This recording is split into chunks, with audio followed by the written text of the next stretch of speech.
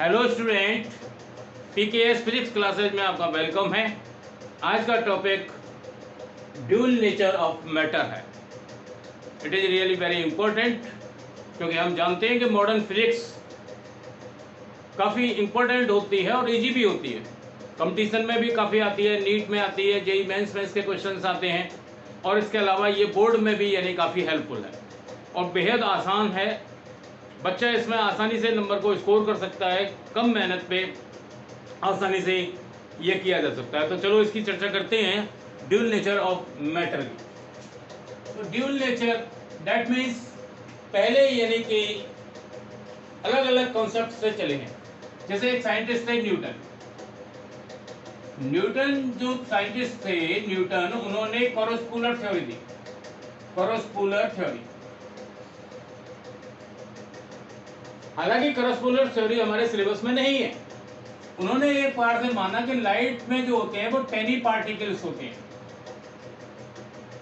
और उनके अनुसार यानी कि लाइट से टेनी पार्टिकल्स यानी जो भी लाइट सोर्स होता है उससे टेनी पार्टिकल लगातार इमिटेड होते रहते हैं यानी निकलते रहते हैं। ये न्यूटन का थ्योरी था। करीब 1665 में ये न्यूटन का थ्योरी बना। 1665 में न्यूटन ने ये theory the.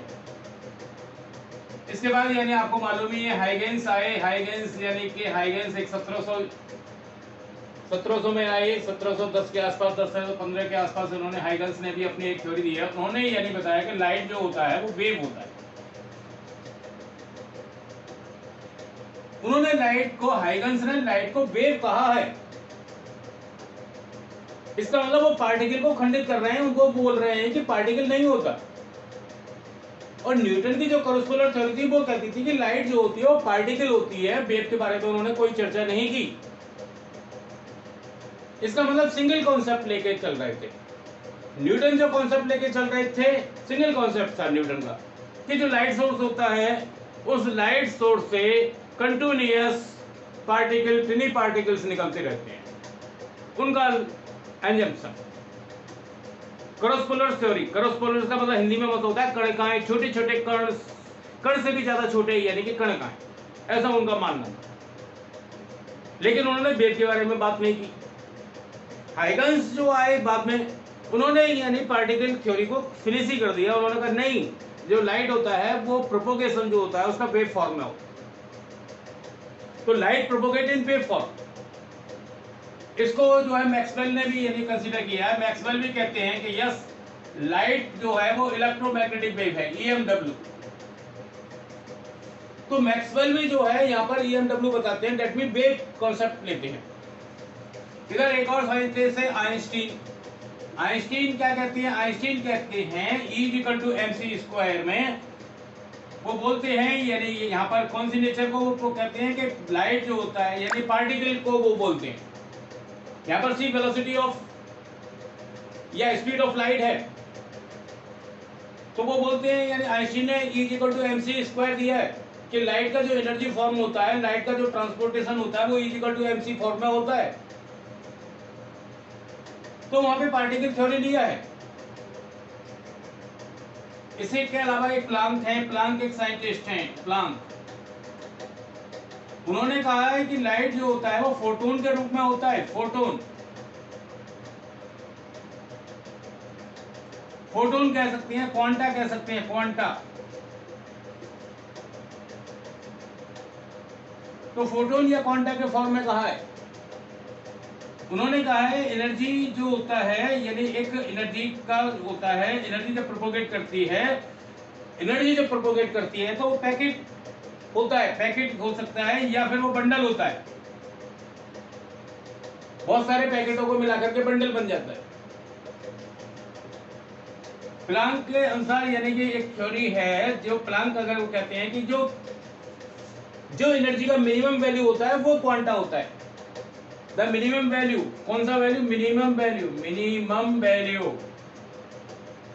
Minimum value of energy, minimum value of energy known as quanta. जो एनर्जी का सबसे कम वैल्यू होता है वो क्वांटा होता है और वो क्या होता है? E=h new. न्यू यहां पर क्या है? फ्रीक्वेंसी। दैट मीन्स सबसे कम जो वैल्यू होती है वो एनर्जी की एच न्यू होती है।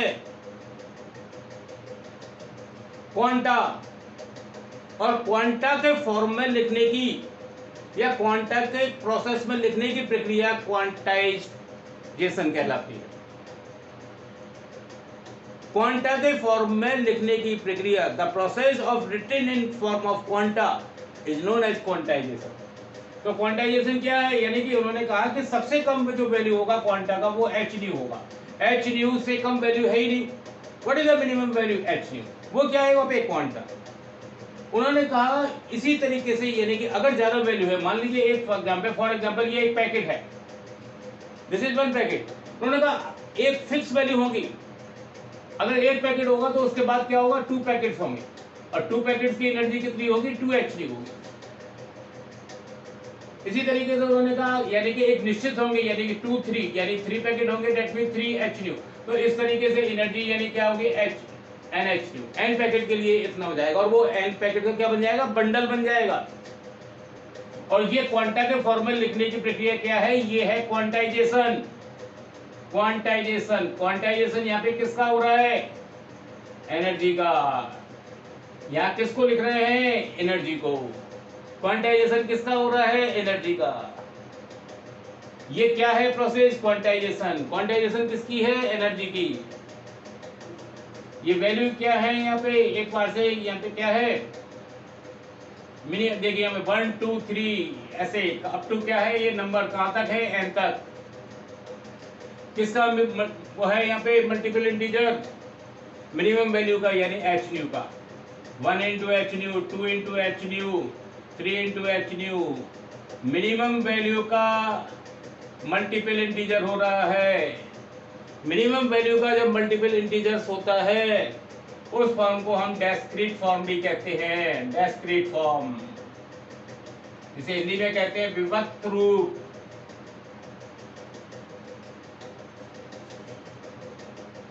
एक और दो के बीच में, जैसे 1H और 2H के बीच में बहुत सारी वैल्यू होती हैं। एक पैकेट और 2 पैकेट, यानी कि 1.5 पैकेट नहीं हो सकता, 1.25 पैकेट नहीं हो सकता, 1.8H नहीं हो सकता, डेसिमल नहीं हो सकता, 1.75 नहीं हो सकता, 1.5 पैकेट 1.50 नहीं हो सकता, यानी ये एनर्जी वैल्यू नहीं हो सकती।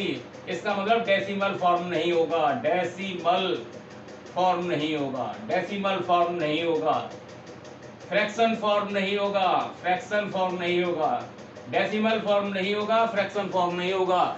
अगर एनर्जी 2/3H करके लिखी हुई है, 5/3H करके लिखी हुई है, नहीं हो सकती। अगर लिखी हुई है तो वो क्वांटाइजेशन नहीं है। अगर डेसिमल फॉर्म में यानी कि वैल्यू लिखी हुई है 1.7, 1.8, 1.9, इसका मतलब कि वो फिक्स वैल्यू नहीं है।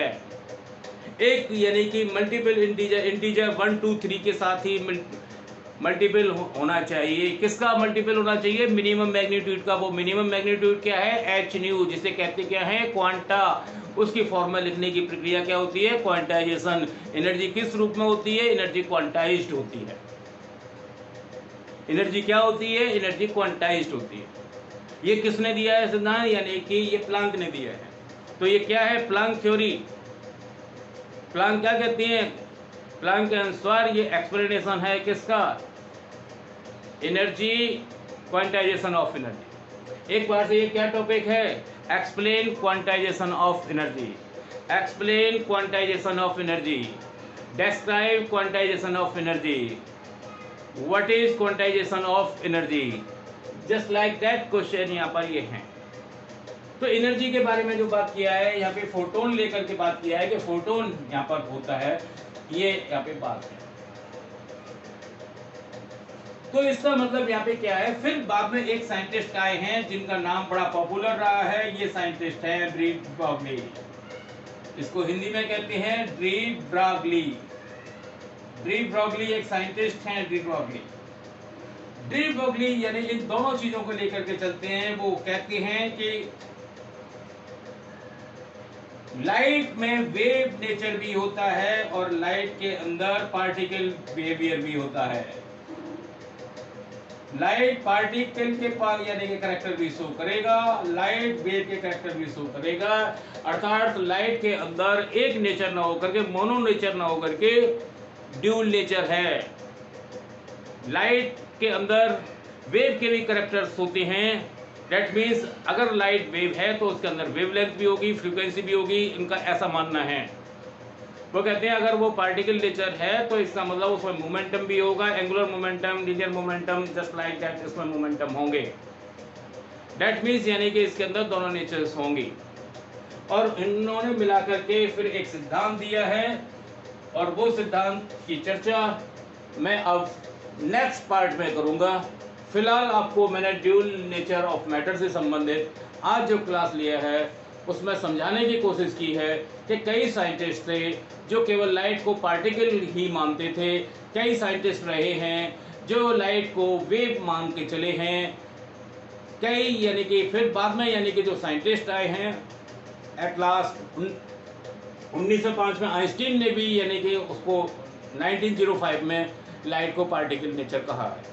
लेकिन डी ब्रॉगली यानी वो साइंटिस्ट रहे हैं जिन्होंने कहा है कि किसी भी मैटर के अंदर दोनों ही प्रॉपर्टी पाई जाती हैं, वेव प्रॉपर्टी भी होती है और पार्टिकल नेचर भी होती है, यानी पार्टिकल प्रॉपर्टी भी होती है।